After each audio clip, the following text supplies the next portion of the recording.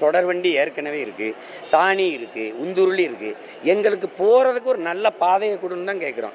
நீ அதுக்கு மேலே எல்லாத்தையும் மேலே கட்டுறேன்னா 100 பேரில் எத்தனை பேர் மெட்ரோவில் போகிறான்? நீ எதுக்கு 72,000 கோடி படிக்க உட்காந்து பிள்ளைய படிக்க பள்ளிக்கூடம் கட்டி தர மாட்டேற, நான் படுத்து மருத்துவம் செய்கிற ஒரு தரமான மருத்துவமனை கட்டி தர மாட்டேற, பறக்கிறதுக்கு மட்டும் இவ்வளோ பெரிய விண்ணூர்தி நிலையத்தை கட்டுற. அந்த முதலாளி யாருன்னு கேட்டால் சொல்ல மாட்டேற. இந்த ஃப்ளைட் ஓட்டுறாருல அந்த முதலாளி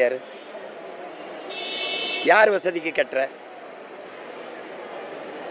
அப்போ இது எது அத்தியாவசியம்னு இருக்குல்ல, எது அத்தியாவசியம்? பசியோடு இருக்க மக்களை பற்றி கவலைப்படாமல் நீ பறக்கிற பயணிக்கிற மக்களை பற்றியே கவலைப்பட்டுக்கிட்டு இருக்க.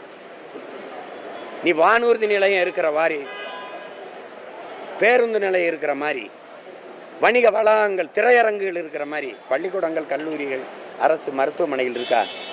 அப்போ வலிக்குமா வலிக்காதா? அதனால அதில் எனக்கு உடன்பாடு இல்லை. அது நிதியை கொடு, நாசமாக போ.